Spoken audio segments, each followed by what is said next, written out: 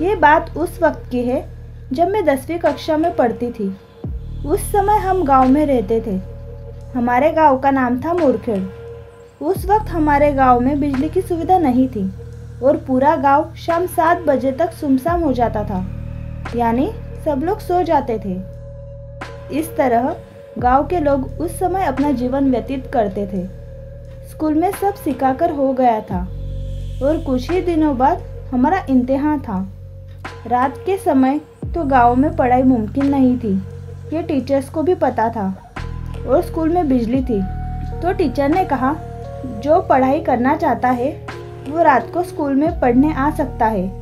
मैं और मेरे दोस्त रोज रात को स्कूल में पढ़ने जाने लगे। स्कूल गांव से 3 किलोमीटर दूर दुधलगांव नामक एक गांव में था। ऐसे ही एक दिन मेरे दोस्त शाम को मुझे बुलाने आए। तब मैं खाना खा रही थी, इसलिए मुझे थोड़ी देर हो गई और मैंने उन्हें कहा कि तुम लोग आगे जाओ, मैं पीछे से आती हूँ।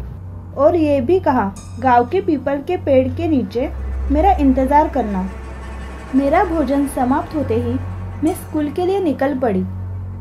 जब मैं पीपल के पेड़ के पास पहुंची तब मेरे दोस्त वहाँ नहीं थे, तो मुझे लगा कि वे रास्ते में कुछ दूर मेरा इंतज़ार कर रहे होंगे, तो मैं तेज़ी से स्कूल की तरफ जाने लगी। मुझे कुछ आगे मेरे दोस्तों की बातचीत करने की आवाज़ आने लगी, पर अंधेरे की वजह से वो मुझे दिखाई नहीं दे रहे थे। ना तो मेरे पास टॉर्च थी ना तो चिमनी, इसलिए मैं अपने दोस्तों के आवाज़ के पीछे पीछे जा रही थी। मैं उस रास्ते पर बहुत तेज़ी से चल रही थी और दोनों तरफ से घनी झाड़ियाँ थीं। वो अमावस्या की रात थी और घना अंधेरा था, कुछ भी दिखाई नहीं दे रहा था। ऊपर से उल्लू की आवाज़ आ रही थी। रात कीड़ों की किलकिलाहट चालू थी। चलते चलते मैंने किसी नरम चीज़ पर पैर रख दिया। फम करके आवाज़ आया। मैं जोर से भागी। वो एक बड़ा नाग था। मैं पसीने से तरबतर हो गई। मैं दोस्तों को आवाज़ लगा रही थी, पर उन्हें कुछ सुनाई नहीं दे रहा था, पर मुझे उनकी आवाज़ आ रही थी। जैसे जैसे मैं आगे बढ़ रही थी वैसे वैसे वो आवाज़ भी आगे बढ़ रही थी।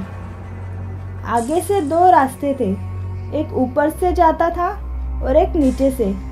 नीचे से घना जंगल था, इसलिए मैंने ऊपर वाला रास्ता चुना।